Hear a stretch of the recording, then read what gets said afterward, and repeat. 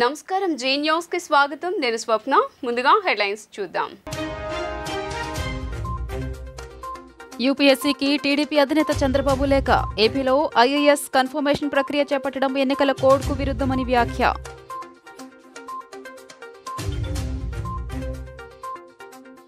రాష్ట్రానికి తప్పిన తుఫాన్ ముప్పు ఒడిశా బంగాల్ బంగ్లాదేశ్పై తుఫాన్ ప్రభావం ఉంటుందని వాతావరణ శాఖ వెల్లడి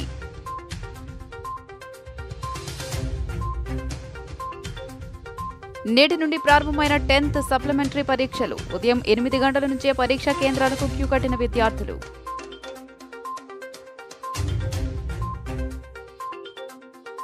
వేసవి సెలవుల నేపథ్యంలో భక్తులతో కిటకిటలాడిన ఇంద్రకీలాద్రి రద్దీ నేపథ్యంలో భక్తులకు ఎటువంటి ఇబ్బంది కలగకుండా ఏర్పాట్లు చేసిన ఆలయాధికారులు ఇక డీటెయిల్స్ చూస్తే యూపీఎస్పీకి టీడీపీ అధినేత చంద్రబాబు లేఖ రాశారు. ఏపీలో ఐఏఎస్ కన్ఫర్మేషన్ ప్రక్రియ చేపట్టడం ఎన్నికల కోడ్కు విరుద్ధమని చంద్రబాబు వ్యాఖ్యానించారు. సీఎంఓలో ఉన్నవారికే పదోన్నతులు పరిమితం చేశారని ఆరోపణలు చేశారు. కొత్త ప్రభుత్వం వచ్చే వరకు కన్ఫర్మేషన్ వాయిదా వేయాలని యూపీఎస్పీకి విజ్ఞప్తి చేశారు. టీడీపీ అధినేత చంద్రబాబు యూనియన్ పబ్లిక్ సర్వీస్ కమిషన్కి లేఖ రాశారు. ఐఏఎస్ కన్ఫర్మేషన్ ప్రక్రియను వాయిదా వేయాలని కోరారు. ఇప్పుడు కన్ఫర్మేషన్ ప్రక్రియ చేపట్టడం ఎన్నికల నియమావళికి విరుద్ధమని స్పష్టం చేశారు. ఎన్నికల కోడ్ ఇంకా ముగియనందున ఇప్పుడు కన్ఫర్మేషన్ ప్రక్రియ సరికాదని చంద్రబాబు తన లేఖలో పేర్కొన్నారు. సీఎంఓలో ఉన్నవారికే పదోన్నతులు పరిమితం చేశారని ఆరోపించారు. కన్ఫర్మేషన్ జాబితా తయారీలో పారదర్శకత లేదని విమర్శించారు. ఐఏఎస్ కన్ఫర్మేషన్ జాబితాను పునః పరిశీలించాలని చంద్రబాబు యూపీఎస్సీకి విజ్ఞప్తి చేశారు. కొత్త ప్రభుత్వం వచ్చే వరకు కన్ఫర్మేషన్ ప్రక్రియను వాయిదా వేయాలని కోరారు. యూపీలో ఎస్పీ కేంద్రంలో కాంగ్రెస్ ప్రభుత్వం ఏర్పాటైన ప్రతిసారి ఉగ్రదాడులు పెచ్చుమీరుతాయని యూపీ సీఎం యోగి ఆదిత్యనాథ్ అన్నారు. ఎస్పీ హయాంలో అయోధ్యలోని రామాలయం, కాశీలో సంకటమోచిన ఆలయాలపై దాడులు జరిగాయని ఆందోళన వ్యక్తం చేశారు.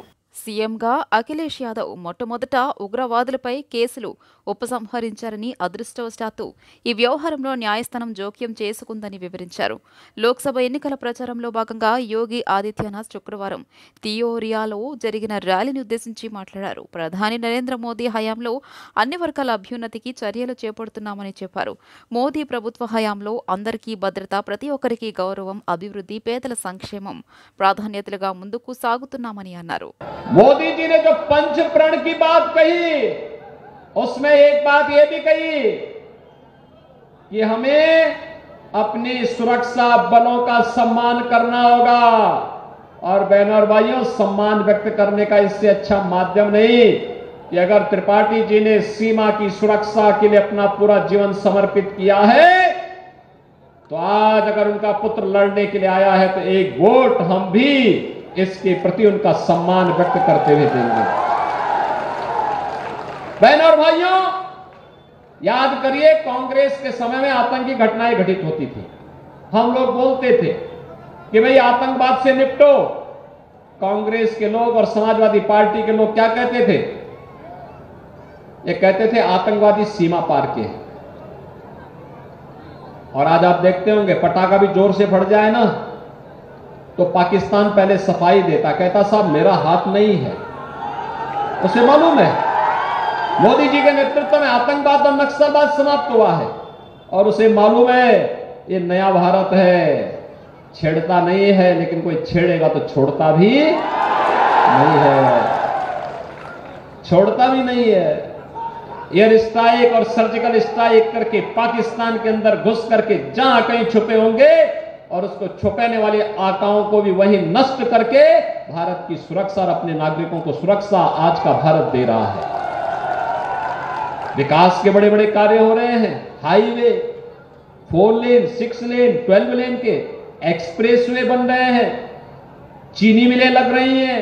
పశ్చిమ మధ్య బంగాళాఖాతంలో ఏర్పడిన వాయుగుండం 24 గంటల్లో తుఫానుగా మారే అవకాశం ఉందని విశాఖ వాతావరణ శాఖ అధికారులు తెలిపారు. తుఫానుకు రేమాల్గా నామకరణం చేసినట్లు వెల్లడించారు. అది ఈశాన్య దిశగా కదిలి బంగ్లాదేశ్ వద్ద 27వ తేదీ అర్ధరాత్రి దాటాక తీరం దాటే అవకాశం ఉందని పేర్కొన్నారు. ఒడిశా, బెంగాల్, బంగ్లాదేశ్పై తుఫాను ప్రభావం ఉంటుందని తెలిపారు. మధ్య బంగాళాఖాతంలో సముద్రం ఆటుపోట్లకు గురయ్యే అవకాశం ఉన్న నేపథ్యంలో మత్స్యకారులెవరూ వేటకు వెళ్లొద్దని సూచించారు. అన్ని పోర్టుల్లో ప్రమాద హెచ్చరికలు జారీ చేసినట్లు విశాఖ వాతావరణ శాఖ అధికారి డాక్టర్ సునంద తెలిపారు. తుఫాను ప్రభావం రాష్ట్రంపై ఉండదని, అత్యధిక ఉష్ణోగ్రతలు కొనసాగుతాయని వివరించారు. తుఫాను ప్రభావంతో రుతుపవనాలు వేగంగా కదులుతున్నాయని వాతావరణ శాఖ పేర్కొంది. నైరుతి రుతుపవనాలు శ్రీలంక వరకు విస్తరించాయని వెల్లడించింది. తిరుమల పుణ్యక్షేత్రానికి భక్తులు ఒక్కసారిగా పోటెత్తారు. ఈ కారణంగా తిరుమలగిరుల్లో విపరీతమైన భక్తుల రద్దీ పెరిగిపోయింది. భక్తుల రద్దీని దృష్టిలో ఉంచుకుని శనివారం, ఆదివారాల్లో వీఐపీ బ్రేక్ దర్శనాలను రద్దు చేసినట్లుగా తిరుమల తిరుపతి దేవస్థానం ప్రకటించింది. అలాగే సిఫార్సు లేఖలను కూడా స్వీకరించబోనని స్పష్టం చేసింది. ఈ మార్పును ప్రతి ఒక్కరూ గమనించి ఆలయ అధికారులకు సహకరించాలని కోరింది. దేశంలో ప్రముఖ ఆధ్యాత్మిక కేంద్రంగా బాసిల్లుతున్న తిరుమల క్షేత్రంలో గత కొన్ని రోజులుగా భక్తుల రద్దీ విపరీతంగా పెరిగిపోయింది. దీంతో కొండపై విపరీతమైన రద్దీ నెలకొంది. ముఖ్యంగా శని, ఆదివారాల్లో సామాన్య భక్తులు అధికంగా తరలివస్తున్నారు. వారు స్వామివారి దర్శనానికి క్యూ లైన్లో 30 నుంచి 40 గంటల సమయం పాటు వేచి ఉండాల్సి వస్తుంది. ఈ నేపథ్యంలో టీటీడీ కీలక నిర్ణయం తీసుకుంది. 10వ తరగతి అడ్వాన్స్డ్ సప్లిమెంటరీ పరీక్షలు నేటి నుంచి ప్రారంభమయ్యాయి. 2023-24 విద్యా సంవత్సరంలో ఫెయిల్ అయిన 161,877 మంది విద్యార్థులు ఈ పరీక్షలు రాసేందుకు దరఖాస్తు చేసుకోగా 685 పరీక్షా కేంద్రాలను అధికారులు సిద్ధం చేశారు. దీంతో ఉదయం 8 గంటల నుంచే విద్యార్థులు పరీక్షా కేంద్రాలకు క్యూ కట్టారు. 10వ తరగతి అడ్వాన్స్డ్ సప్లిమెంటరీ పరీక్షలు నేటి నుంచి ప్రారంభమయ్యాయి. 2023-24 విద్యా సంవత్సరంలో ఫెయిల్ అయిన మొత్తం 1,61,877 మంది విద్యార్థులు ఈ పరీక్షలు రాసేందుకు దరఖాస్తు చేసుకున్నట్టు 10వ తరగతి పరీక్షల విభాగం ప్రకటించింది. వీరిలో 96,938 మంది బాలురు కాగా 64,939 మంది బాలికలు ఉన్నారు. శుక్రవారం నుంచి జూన్ 3వ తేదీ వరకు మొత్తం 9 రోజుల పాటు జరిగే పరీక్షలకు రాష్ట్ర వ్యాప్తంగా 685 పరీక్షా కేంద్రాలను సిద్ధం చేశారు. రెగ్యులర్ పరీక్షల మాదిరిగానే అడ్వాన్స్డ్ సప్లిమెంటరీ పరీక్షలు ఉదయం 9:30 నుంచి మధ్యాహ్నం 12:45 వరకు జరుగుతాయని పరీక్షల విభాగం డైరెక్టర్ డి దేవానందరెడ్డి తెలియజేశారు. పర్యవేక్షణకు 685 మంది చీఫ్ సూపరింటెండెంట్లు, 685 మంది డిపార్ట్మెంటల్ ఆఫీసర్లు, 6,900 మంది ఇన్విజిలేటర్లతో పాటు 86 ఫ్లయింగ్ స్క్వాడ్స్ను నియమించామన్నారు. అన్ని పరీక్షా కేంద్రాలను నో ఫోన్ జోన్గా ప్రకటించామని, ఫోన్లు, ఎలక్ట్రానిక్ పరికరాలకు అనుమతి లేదని తెలిపారు. డీఈఓల ఆధ్వర్యంలో అన్ని జిల్లా కేంద్రాల్లో పరీక్షలు ముగిసే వరకు కంట్రోల్ రూమ్లు ఏర్పాటు చేయాలని ఆదేశించామన్నారు. పరీక్షల డైరెక్టరేట్లో ప్రత్యేక కంట్రోల్ రూమ్ ఏర్పాటు చేశామని, పరీక్షలపై ఎలాంటి సందేహాలున్నా 0866-297-4540 నెంబర్లలో సంప్రదించాలని సూచించారు. ఇంద్రకీలాద్రిపై కొలువైన శ్రీ దుర్గా మల్లేశ్వర స్వామివార్ల దేవస్థానంలో భక్తుల రద్దీ కొనసాగుతోంది. వేసవి సెలవుల నేపథ్యంలో ఉభయ తెలుగు రాష్ట్రాల నుంచి పెద్ద ఎత్తున భక్తులు, యాత్రికులు ఇంద్రకీలాద్రికి తరలివచ్చి ఆది దంపతులను దర్శించుకుంటున్నారు. రద్దీ నేపథ్యంలో భక్తులకు ఎటువంటి ఇబ్బంది కలగకుండా ఆలయ అధికారులు ఏర్పాట్లు చేశారు. వేసవి సెలవుల నేపథ్యంలో ఇంద్రకీలాద్రిపై భక్తుల రద్దీ పెరిగింది. ఉభయ తెలుగు రాష్ట్రాల నుంచి పెద్ద ఎత్తున భక్తులు ఇంద్రకీలాద్రికి తరలివచ్చి దుర్గా మల్లేశ్వర స్వామివార్లను దర్శించుకుని మొక్కులు చెల్లించుకున్నారు. అన్ని క్యూ లైన్లు భక్తులతో కిటకిటలాడాయి. తెల్లవారుజామున 6 గంటలకు ప్రారంభమైన భక్తుల రద్దీ మధ్యాహ్నం 3 గంటల వరకు ఏకరీతిన కొనసాగింది. ఇతర ప్రాంతాల నుంచి విచ్చేసిన భక్తులు పవిత్ర కృష్ణానదిలో పుణ్యస్నానాలు ఆచరించి తల నీలాలను సమర్పించారు. ఘాట్ రోడ్లో చెప్పుల స్టాండ్ వరకు, మహామండపంలో 5వ అంతస్తు వరకు క్యూ లైన్లు బారులు తీరాయి. సాయంత్రం అమ్మవారి పంచహారతుల సేవ, పల్లకీ సేవలో ఉభయదాతలు, భక్తులు పెద్ద ఎత్తున పాల్గొన్నారు. ఇది రిక్వెస్ట్ కాదు, మా డిమాండ్. ఈ పార్టీ నారావారి రెక్కల కష్టం. నారా లోకేష్ కి ఏపీ టీడీపీ అధ్యక్ష బాధ్యతలు ఇవ్వాలి. చంద్రబాబు సీఎంగా, లోకేష్ పార్టీ చీఫ్గా ఒకే రోజు బాధ్యతలు చేపట్టాలి అంటూ తెలుగుదేశం నేత బుద్దా వెంకన్న అన్నారు. పార్టీలో అన్ని వర్గాలు చంద్రబాబు, లోకేష్ వెంటే ఉంటాయి. ఎస్సీ, ఎస్టీ, బీసీ సహా అన్ని వర్గాలు దీనికి మద్దతిస్తాయి అంటూ బుద్దా వెంకన్న వివరించారు. శుక్రవారం మీడియాతో మాట్లాడిన బుద్దా వెంకన్న పలు కీలక వ్యాఖ్యలు చేశారు. సీఎంగా చంద్రబాబు అమరావతిలో ప్రమాణం చేస్తారంటూ బుద్దా వెంకన్న పేర్కొన్నారు. టీడీపీ కూటమి 130కి పైగా స్థానాల్లో గెలుస్తుందన్నారు. సీఎంగా చంద్రబాబు అమరావతిలో ప్రమాణం చేస్తారు. చంద్రబాబు, లోకేష్, భువనేశ్వరి, బ్రాహ్మణి నలుగురు 4 దిక్కుల్లా పార్టీ కోసం పనిచేశారన్నారు.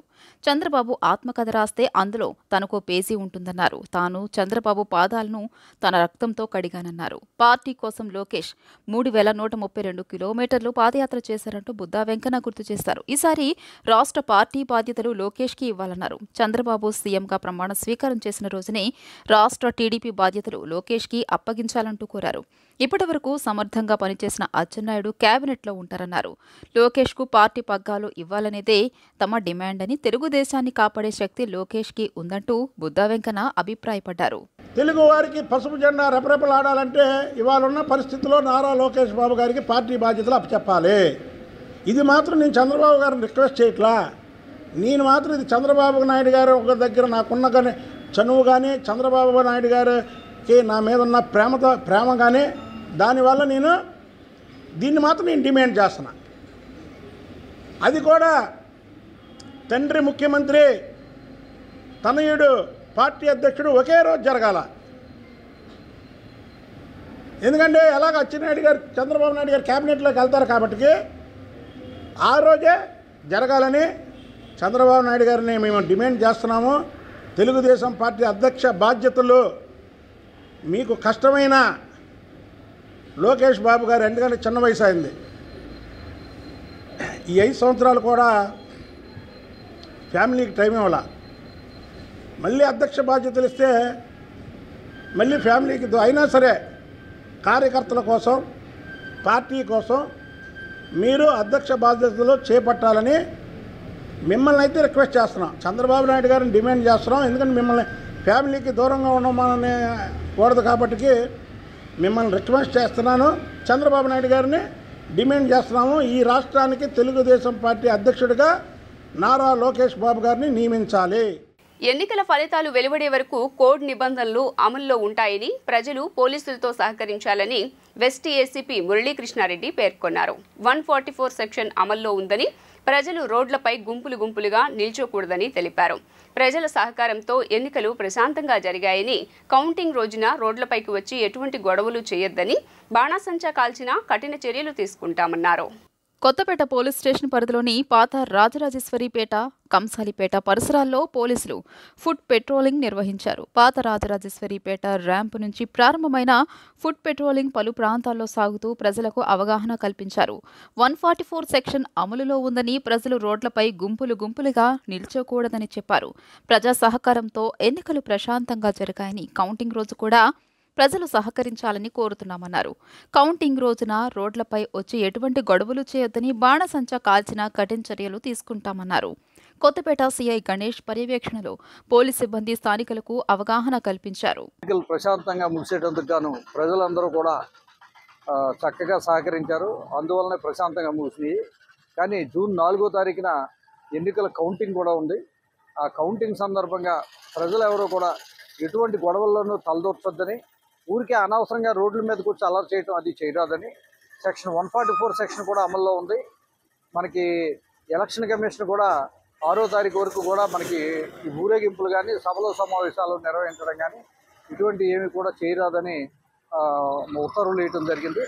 మా సిపి గారి ఆదేశాల మేరకు ఈ మొత్తం సమస్యాత్మక ప్రాంతాలన్నింటిలోనూ కూడా ఈ పోలీసులందరూ కూడా మార్చి నిర్వహించడం జరుగుతుంది. అదే రకంగా ఈరోజు కూడా ఓల్డ్ ఆర్ఆర్పేటలో కూడా మార్చి నిర్వహించాం పోలీసులతో.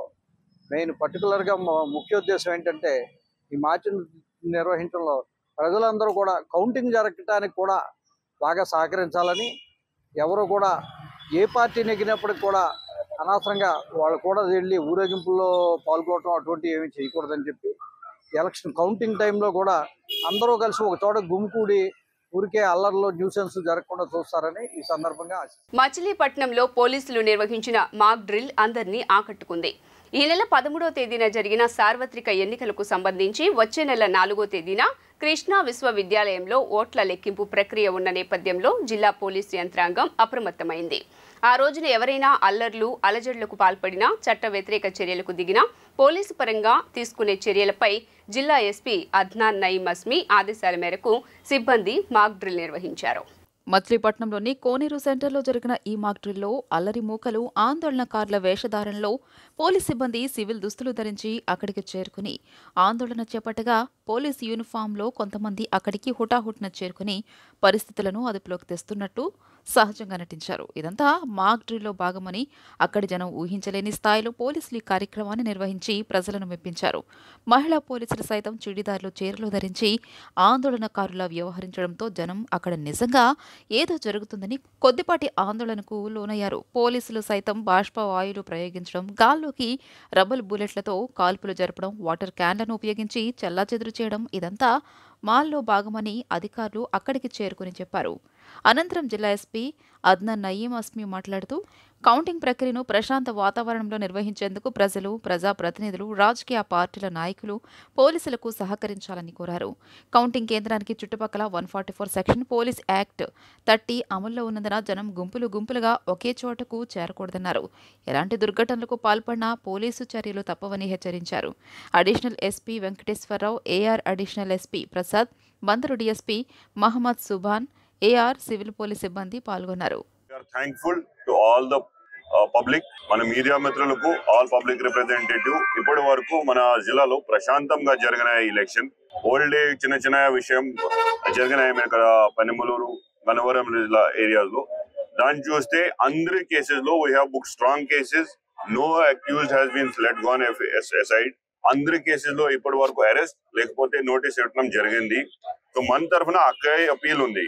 1 June we are expecting intelligence reports ఉన్నాయి, మన స్పెషల్ బ్రాంచ్ రిపోర్ట్స్ ఉన్నాయి. ఒకసారి ఎగ్జిట్ పోల్ వచ్చేస్తే ఎమోషన్ చాలా ఎక్కువగా ఉన్నాయి.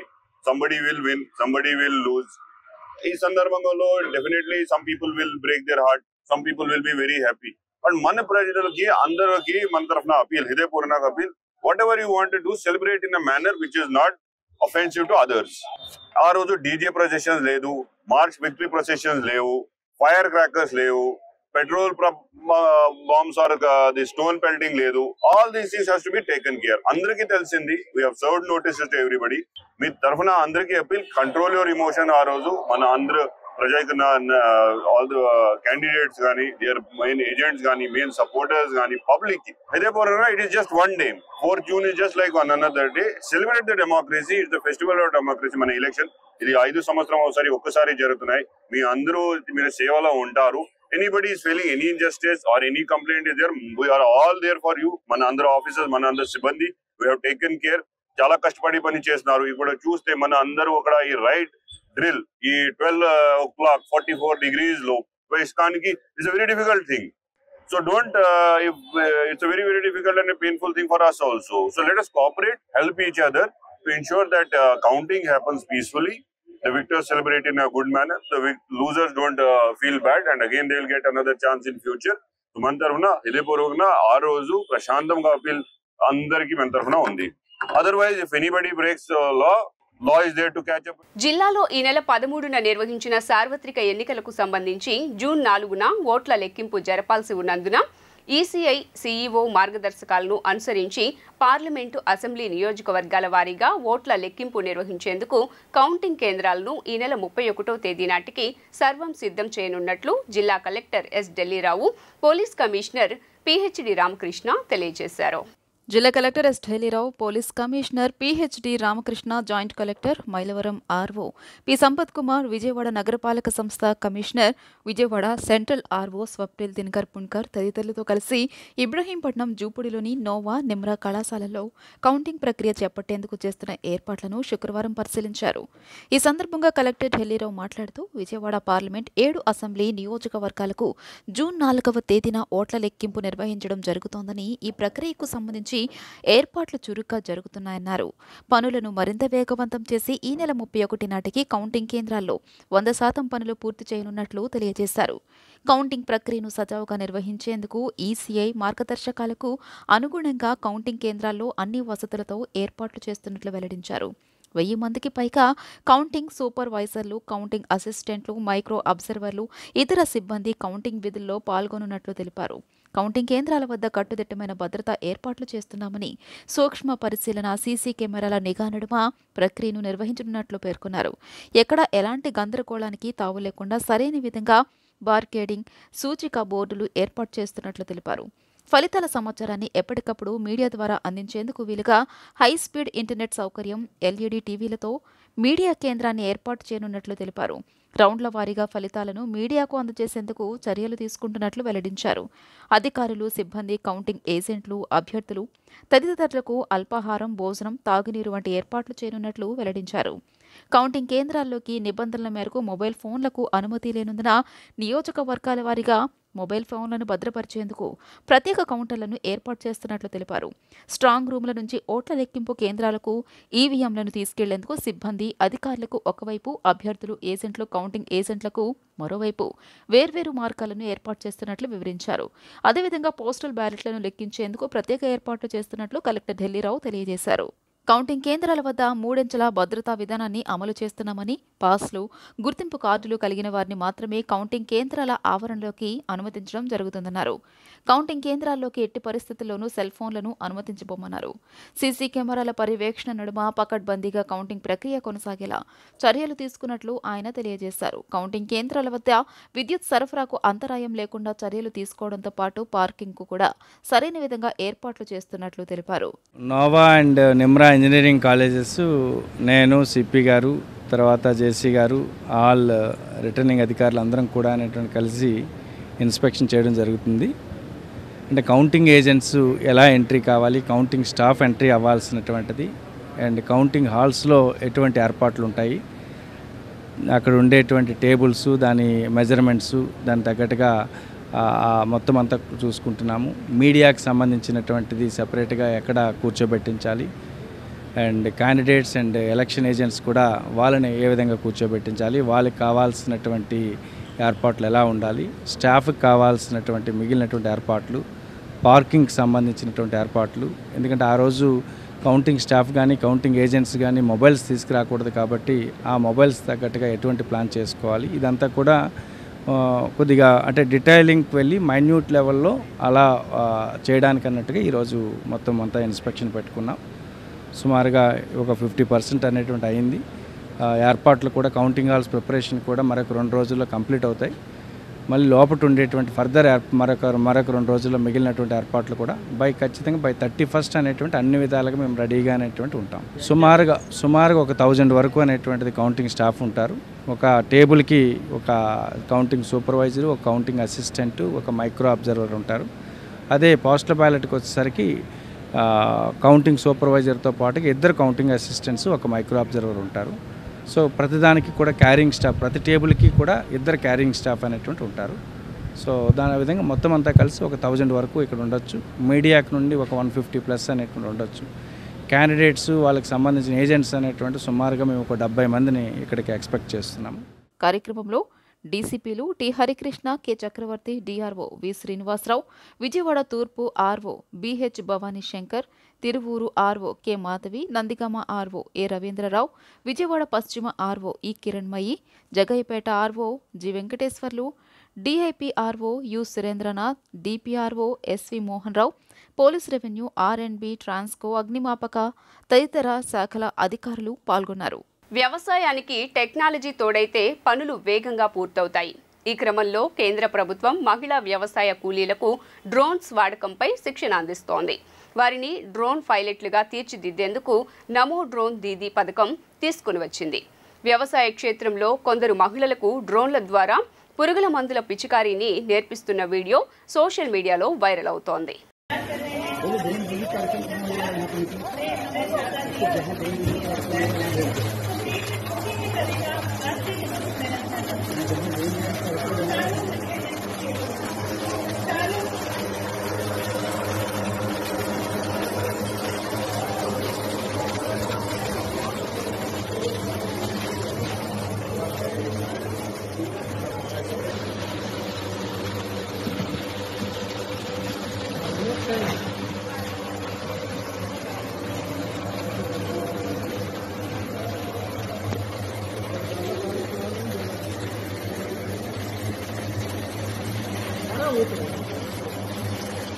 తెలంగాణలో ఇంజనీరింగ్ ప్రవేశాల కౌన్సిలింగ్ షెడ్యూల్ను ఉన్నత విద్యామండలి విడుదల చేసింది. మొత్తం 3 విడతల్లో ప్రవేశాల ప్రక్రియ జరగనుంది.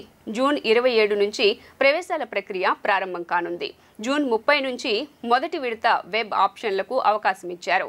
జూలై 12న మొదటి విడత సీట్ల కేటాయింపు జరగనుంది. జూలై 19 నుంచి రెండో విడత కౌన్సిలింగ్, జూలై 24న సీట్ల కేటాయింపు చేపట్టనున్నారు. జూలై 30 నుంచి తుది విడత కౌన్సిలింగ్, ఆగస్టు 5న సీట్లను కేటాయించనున్నారు. కేదార్నాథ్ ఆలయం సమీపంలో పెను ప్రమాదం తప్పింది. ల్యాండింగ్ సమయంలో ఓ హెలికాప్టర్ అదుపు తప్పి గాల్లో గింగిర్లు కొట్టింది. దీంతో కింద ఉన్న భక్తులు భయంతో పరుగులు తీశారు. పైలట్ చాకచక్యంగా సేఫ్ ల్యాండ్ చేయడంతో అందరూ ఊపిరి పీల్చుకున్నారు.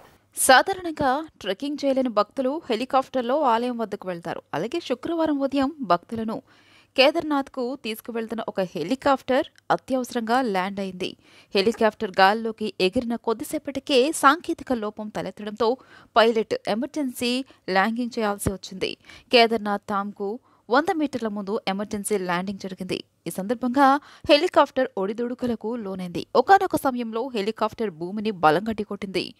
అనంతరం సేఫ్గా ల్యాండ్ అయింది. ఎమర్జెన్సీ ల్యాండింగ్ సమయంలో హెలికాప్టర్లో 6 ప్రయాణికులు ఉన్నారు. ఈ ప్రమాదంలో ప్రయాణికులకు ఎలాంటి గాయాలు కాకపోవడంతో అందరూ ఊపిరి పీల్చుకున్నారు. భక్తులు కూడా పైలట్కు కృతజ్ఞతలు తెలియజేశారు. హెలికాప్టర్ ల్యాండింగ్ సందర్భంగా అది తమ మీద పడిపోతుందేమోనన్న భయంతో ఆలయం వద్ద ఉన్న భక్తులు పరుగులు తీశారు. దీనికి సంబంధించిన వీడియోలు సోషల్ మీడియాలో వైరల్ అయ్యాయి.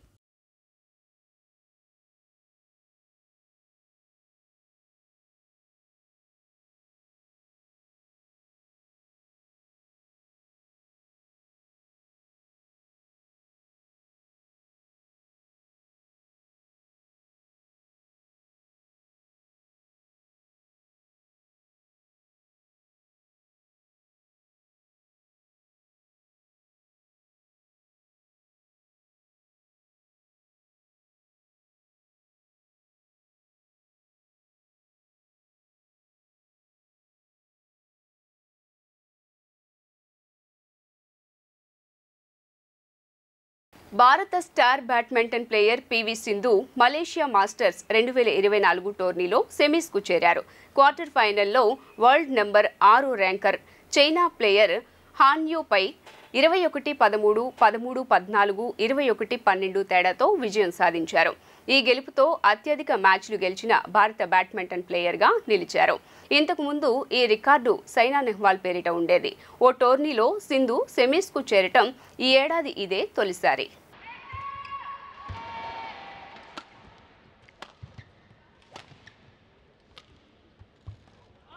Out, and she's done it. What a performance by PV Sindhu, 21-12 in the third.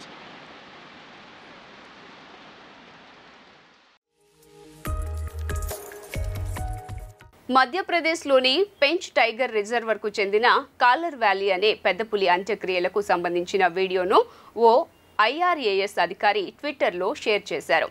ప్రస్తుతం గూగుల్లో కనిపించే పులుల ఫోటోల్లో 90% ఈ పులివే ఉండటం విశేషం. తన జీవిత కాలంలో 29 పులి పిల్లలకు జన్మనిచ్చిన కాలర్ వ్యాలీ అత్యంత ప్రజాదరణ పొందింది. వృద్ధాప్యం కారణంగా 2022 జనవరి 15న మరణించగా అటవీ అధికారులు, జంతు ప్రేమికులు ఘన నివాళులర్పించారు. వార్తలు ముగించే ముందు హెడ్లైన్స్ మరోసారి. యూపీఎస్సీకి టీడీపీ అధినేత చంద్రబాబు లేఖ. ఏపీలో IAS కన్ఫర్మేషన్ ప్రక్రియ చేపట్టడం ఎన్నికల కోడ్కు విరుద్ధమని వ్యాఖ్య.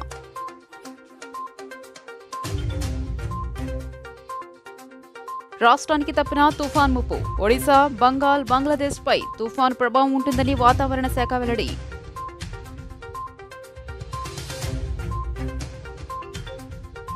నేటి నుండి ప్రారంభమైన 10th సప్లిమెంటరీ పరీక్షలు. ఉదయం 8 గంటల నుంచే పరీక్షా కేంద్రాలకు క్యూ కట్టిన విద్యార్థులు.